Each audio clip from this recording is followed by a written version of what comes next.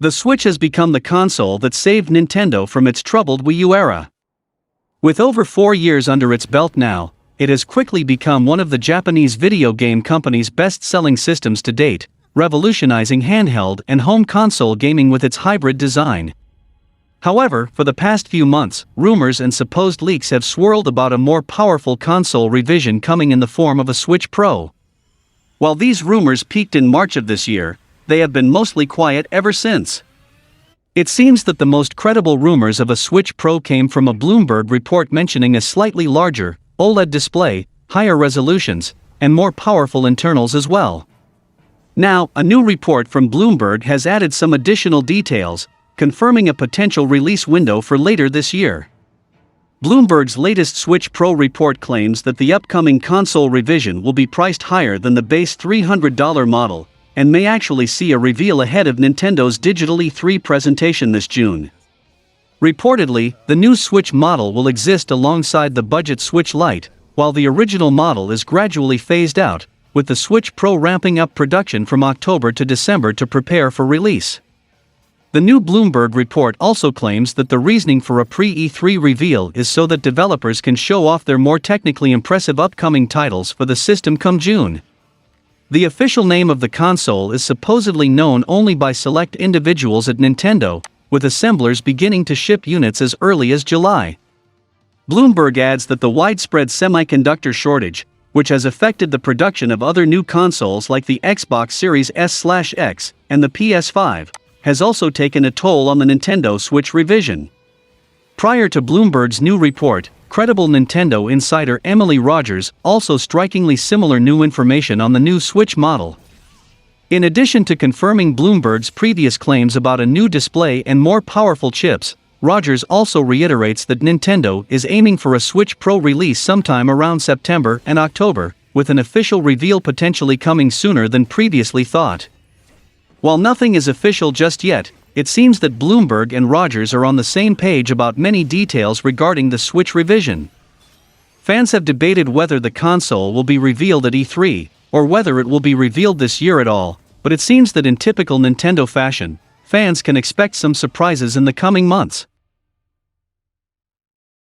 Up next we have the Unreal Engine 5 Early Access, which is available to everyone, with a website and video explaining everything offered by the engine.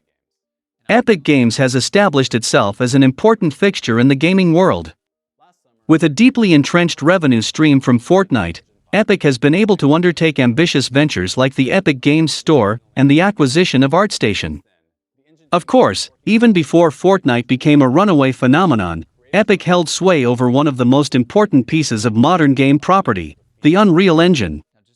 Designed to help anyone from AAA developers to indie creators make games, constantly updated with new features and versions, it is now stepping into the next console generation with Unreal Engine 5. While the full engine is not yet complete, Unreal Engine 5 now has an early access version available. The early access comes with a number of significant features for crafting games, and the full release is slated for early 2022. While compatible with previous generation consoles and multiple PCs, some of the newest features can only properly function on next-gen consoles and Windows.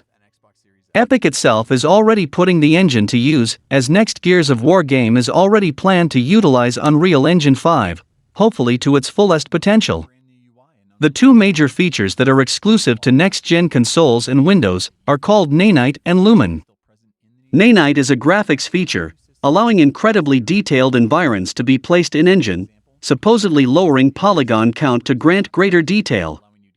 According to the site, source art can be imported and placed multiple times this way, although there is no mention of creating original assets yet. In the same vein, Lumen promises to revolutionize digital, real-time global lighting in games, allowing more realistic lighting. It's attention to detail like this that has always made Unreal Engine popular, especially for fan remakes like Shadowman. That said, the focus of this iteration of the Unreal Engine is not on creating smaller projects, at least according to Epic. The engine's website declares that Unreal Engine 5 is geared towards creating open-world games, whether AAA or indie. If this is indeed the focus, there may be fewer television show recreations this time around. Whether a focus on open-world creation over other kinds of projects will help or hurt anyone who purchases Unreal Engine 5 early access remains to be seen. Those who wish to see a demonstration of the engine's capabilities can download a sample project, Valley of the Ancient. Be warned, Valley has much heftier spec requirements than something like the fan remake of Pepsi Man created in Unreal. Moving forward, Microsoft officially announces when Xbox and Bethesda's dual event will take place, teasing that it'll feature plenty of games and world premieres, as usual. With E3 right around the corner, Xbox fans are more excited than ever to see what Microsoft has in store for this year's event, especially as the company's recent acquisition of Bethesda suggests it has plenty to show. Earlier today, the console manufacturer announced exactly when players will get to see both publishers' shows, with the pair set to debut a collaborative broadcast on June 13th. Dubbed the Xbox and Bethesda Games Showcase, the event will take place live at 10 a.m. Pacific Time on YouTube, Twitch, Twitter, and Facebook. Although there are no announcements regarding what Bethesda and Microsoft are going to show, Xbox's official Twitter account claims that the event will center on games, world premieres, and new titles slated to make their way to Game Pass. It's wise to imagine Halo Infinite will get a huge showing, with the game sitting front and center on the showcase's teaser image, which was supposed to launch last year, and got delayed due to its Xbox 360 graphics, dull in-game physics, and less particle effects and more problems. However, the company also has Forza, Avowed, Senua's Saga Hellblade 2, Perfect Dark, Stalker 2, and the new Fable waiting in the wings. I doubt that a WoW, Fable and Perfect Dark gameplay would be shown, and I really want to see Hellblade 2 gameplay.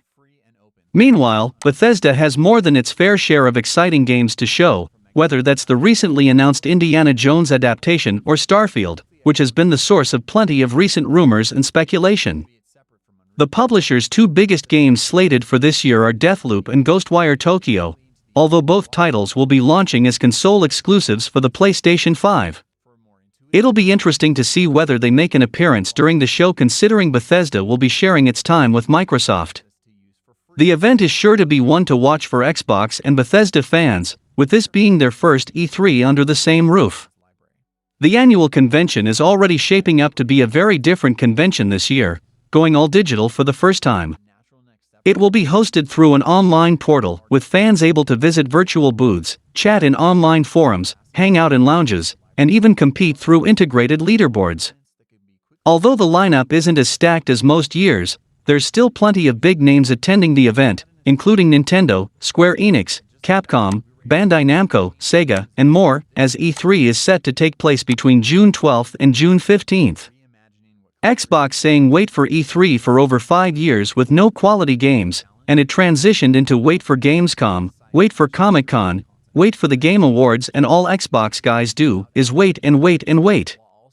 Microsoft bought Bethesda, and Xbox really needs to show some quality in the presentation, or it will be wait for E3 2022. Moving forward, we have another Xbox issue, as digital rights management has been an ongoing point of contention between console makers and gamers as stricter policies became more common over the last decade.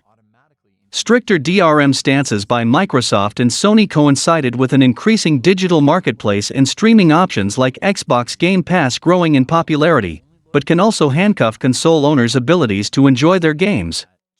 This appears to be the case with the Xbox Series X after one YouTuber found how the system's DRM policy restricted the ability to play games. The issue was first shared by YouTuber Modern Vintage Gamer, who broke down how difficult the Xbox Series X's DRM policy is making it to play certain games on the system.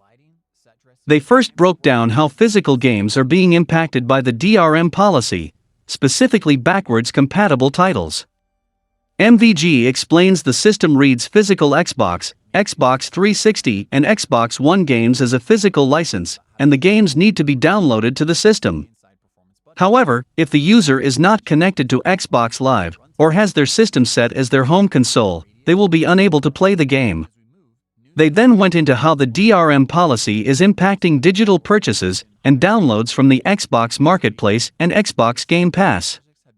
MVG concedes the DRM policy in place makes sense with Xbox Game Pass, as users essentially download a license for an available game from the subscription gaming service and users would lose access if they cancel their subscription.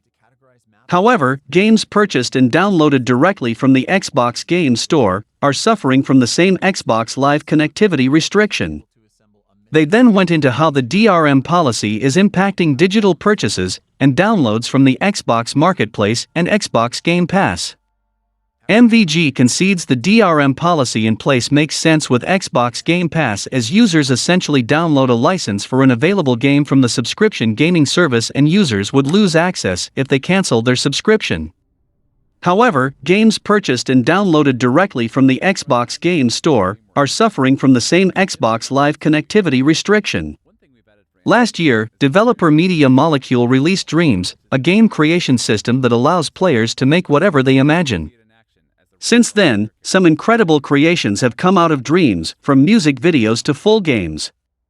In the same year, the first ever Dreamscom was held, with Media Molecule turning it into a convention dedicated to showing off what the community has created. The convention is returning in 2021, and Media Molecule is asking creators to submit their work for the show floor. Dreamscom is unlike other conventions in that it is presented entirely within the DICE award-winning Dreams. This year will bring back the virtual show floor, where guests can walk around and visit creators' booths and explore the halls. Creators can even submit their own booths that represent in-game projects, which will then be featured at the expo. The show will kick off with a live stream on Tuesday, July 27th at 9 a.m. Pacific Standard Time, and on the next day, the Dreamscom 21 show floor will open. The convention will continue until Friday, July 30th, where audiences can see more coverage via Media Molecule's Twitch channel. There, audiences will see expanded coverage and view developer sessions where dreamers will be interviewed about their creations. Those with a creative itch they'd like to scratch should give Dreams a go.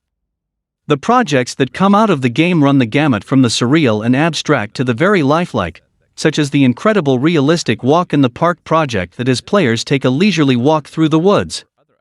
The possibilities are seemingly endless.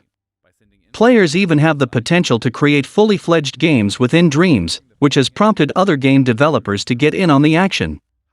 One Insomniac developer decided to make a Ratchet & Clank game in Dreams using assets created by the community.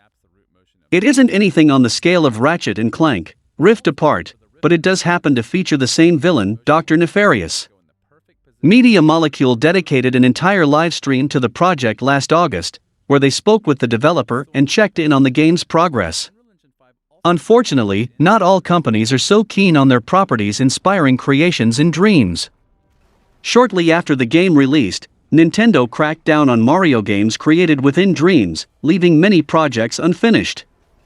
That comes as no surprise, however, since the company is notorious for being fiercely protective of its IPs. There are also reports suggests that PlayStation Home is returning combined with Dreams as Dreams Plus. It's good to see Media Molecule from PlayStation growing organically, and also I want Dreams to grow as a bigger entity, as it is good to see PlayStation supporting Dreams also with one of its main blockbuster focuses. Since Dreams has been out for over a year, anyone interested can purchase the game at a reasonably reduced price. It's the perfect time for players to see what they can dream up. There is still plenty of time to build a booth and submit it for the convention. The Dreamscom show floor awaits. And that's all for the video, guys. Like and share the video for a greater audience.